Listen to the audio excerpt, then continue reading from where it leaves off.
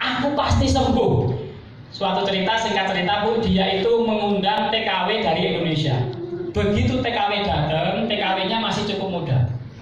Ada satu yang aneh, Pak Tulus. Jadi begitu jam zuhur itu, setelah selesai sholat zuhur, ini mbaknya ini Pak masuk kamar mandi itu hampir 2 jam. Setiap zuhur, setiap habis zuhur dia masuk kamar mandi 2 jam. Setiap zuhur. Ini kan pertanyaan besar. Ini apa ini? Akhirnya ditanya, Mbak, kenapa sampean kok setiap zuhur masuk kamar mandi? Dia nangis dan meluk sang ibu. Bu, maafkan aku jadi TKW bukan pilihan. Aku meninggalkan seorang bayi yang baru lahir dan aku harus membuang air susu yang penuh di payudara saya setiap habis zuhur. Ibu yang sakit tadi nangis, ya Allah, ternyata penderitaanmu lebih daripada saya. Aku berkelimpahan harta. Aku tahu kalau cuma mati nggak takut. Mati kenapa sih takut? Nggak capek Pak mati menghadap Allah. Orang yang matinya benar husnul khotimah, baru dicabut nyawanya sudah nikmat. Ditunjukkan bidadari-bidadari, dikubur tidur seperti tidurnya pengantin baru. Lah ya Ibu pernah jadi pengantin baru Bu? Kayak apa rasanya Bu? Pengennya berwengi terus ya Bu ya. Pengantin baru kayak digambarkan seperti itu loh. Subhanallah. Akhirnya dia katakan begini, Mbak, kalau saya sampai menahan bapean, saya zolim. Kontrak selama 2 tahun tak gaya di depan. Sampean pulang, sampean ketemu anakmu, sampean rawat sampai besar. Kalau nanti masih ada umur, silahkan datang ke sini. Subhanallah. Ini apa yang terjadi? Apa yang terjadi? Ternyata setelah dideteksi ke rumah sakit, ibu itu dikatakan sembuh total tanpa sedikit pun sisa. Dokternya heran, ibunya nggak heran. Karena Rasul pernah mengatakan, dan obatilah orang yang sakit dengan sedekah. Kenapa sedekah ini penting? Coba ibu yang sudah ketemu Al-Qur'annya, ketemu Bu tadi yang ketemu mana? Yang sudah ketemu ayatnya. Ketemu Bu, ayat ke-63 ke-10 ketemu? 9 ketemu? Coba dibaca artinya aja Bu. 63 ayatnya ke 9 dan 10. Dibaca Bunda. Ini. Nggih.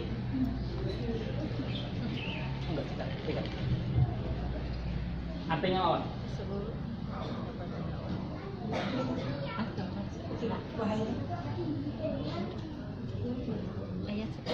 Ketemu Bu? Ayat berapa? Ya wis. Nervous ketemu Ustaz Enom. Tak bacakan aja. Tak syuting ya. Disimak ya Bu ya. Ini nanti dioleh-oleh. Surat ke-63. Hidup kita ini harus berpegang Quran loh. Jangan berpegang yang lain. Orang di duit kok yang Jawa Timur golek ikan anjing sapa jenenge Pak? Sing iki lho Pak. Sing ditokeh di berkitar-kitar sing jenenge sama. Lengkapnya siapa? Ranjang. Sing apa iki muridé? Bancane nggih. Wahai orang-orang yang beriman, janganlah harta bendamu dan anak-anakmu melalaikan kamu dari mengingat Allah. Anakmu dan harta bendamu jangan sampai mengingat kamu lalai. Elingane Gusti Allah terus aja berduit. Duit ora sepiro Bu. Terus dan barang siapa yang berbuat demikian maka mereka itu orang-orang yang rugi. Sampean ketumpul kerja, enek adan. Allahu Akbar, tanggung kerjaan sih. Ini kan duit yang dipikir. Sehingga akhirnya sholatnya layon-layon. Orang sholat neng silat.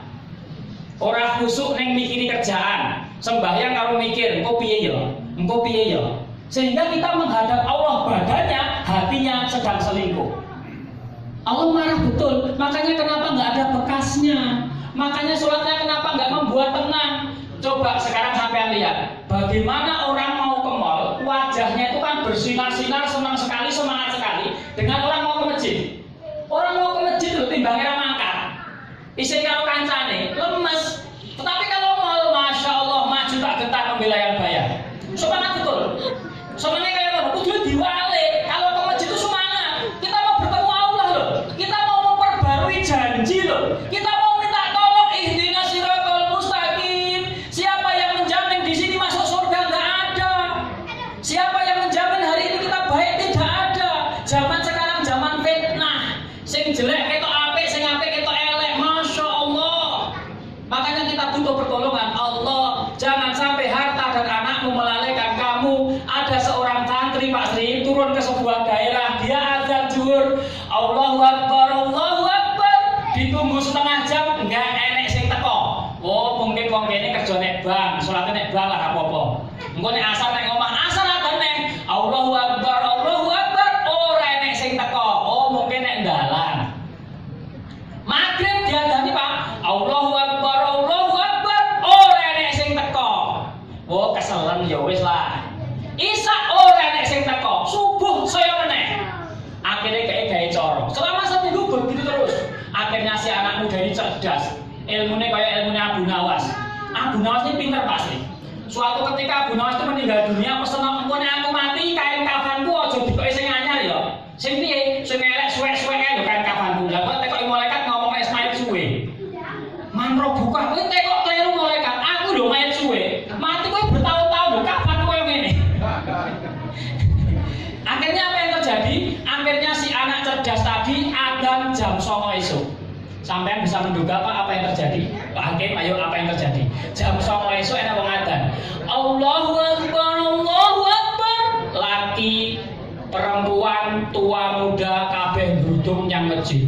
Iki ustaze sesat. Alurane gak patar iki mesti. Nek ra ngono mesti ISIS iki. Ya ini kok adzan lho. Goblok gendeng kuwi. Kabeh muring-muring. Ustaze ngomong, "Bu, Bapak, sing goblok sing edan iku sinten? Nek wayahe salat kula jeluk sampean ra teko. Lah kok ra wayahe salat sampean kula jeluk kok teko sing edan sapa?" Duh mulih dhewe-dhewe Bu. Subhanallah. Tetapi insyaallah yang hadir tidak seperti itu. Masyarakat Klaten kalau dengar adzan masjidnya penuh. Saking penuhnya keluar semua. Maksudnya kebaik kok. Kok kan bersangka positif kok kebaik Ustaz, kebak apane? Ya Allah, mudah-mudahan ibu-ibu terhindar dari penyakit ibu ya. Sekarang Pak Sri, nyuwun sewu Pak, tolong disampaikan ke jajarannya, penyakit yang paling parah itu bukan kanker, bukan jantung, tetapi penyakit yang paling parah itu yang membuat keluarga kacau itu penyakit namanya lucu. Penyakit namanya STNK. Setelah tua nakal kembali. Tapi saya yakin di sini nggak ada yang adu. Ya siji loro. Subhanallah. Selanjutnya saya tutup. Ayo. Dan infakkanlah sebagian dari apa yang telah kamu berikan kepadamu sebelum kematian datang ke salah seorang di antara kamu. Ini Al-Quran. Kata Allah, Shadaqallahu Latim, pasti benar. Kalau Pak Tulus bisa salah, kalau saya bisa ngapusi. Ulama juga dua, ada ulama su, ada ulama khair. Tetapi kalau Allah pasti benar. Kata Allah bagaimana? Nanti kalau kalian mati, yang kalian inginkan satu, ya Allah ya Tuhanku, sekiranya Engkau berkenan menunda kematianku sedikit waktu lagi, maka aku akan dapat bersedekah. Subhanallah, ini Quran jarang kita baca. Ternyata dalam Al-Quran dikatakan nek sampean ku mati, sampean ngiringi pengen urip dhewe, gur pengen sedekah. Baju baru yang di lemarimu Bu berapa coba? Banyak. Kita ini kan lucu Pak, bajunya banyak, sing dipakai berkuwi-kuwi tok. Saya punya tetangga tak seneni, mosok duwe ceting sampai 15. Ceting kok dipajang nang tembok. Ceting kok dienggo hiasan ki jolen kowe ya. Saya hidup di pedalaman Bu, saya hidup mendampingi orang-orang di pedalaman sana, karyawan-karyawan dari Jawa yang kerja di sawit dan sebagainya. Ada loh Bu orang yang pakai panci buat masak air, buat bikin mie, buat masak nasi, satu panci. Lah kok sampean ceting 5 dipakai kuwi jenenge sapa? Ini kan enggak sensitif namanya. Ini enggak pengen pertolongan Allah datang. Padahal ibda'u ala ba'da Allah.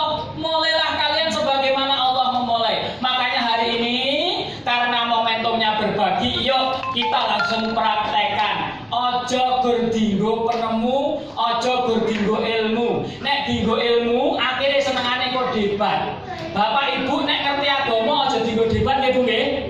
Barang siapa akan dibangunkan rumah orang di pinggir-pinggir surga, orang yang menghindari debat walaupun dia benar. Nek Klaten kok debat masalah Ahok lho. Nek Klaten kok muring-muring masalah yang namanya Jokowi lho. Lah hari ini kan Klaten kena musibah. Bupati kita lagi punya masalah, kita doakan. Mudah-mudahan masalah yang dihadapi beliau menjadi sarana pembangkit daripada beliau. Kita jangan sok-sok jadi baik-baik, kok kita yang milih kok. Terus nggak gelem ngakoni. Didoakan. Justru hari ini beliau butuh doa.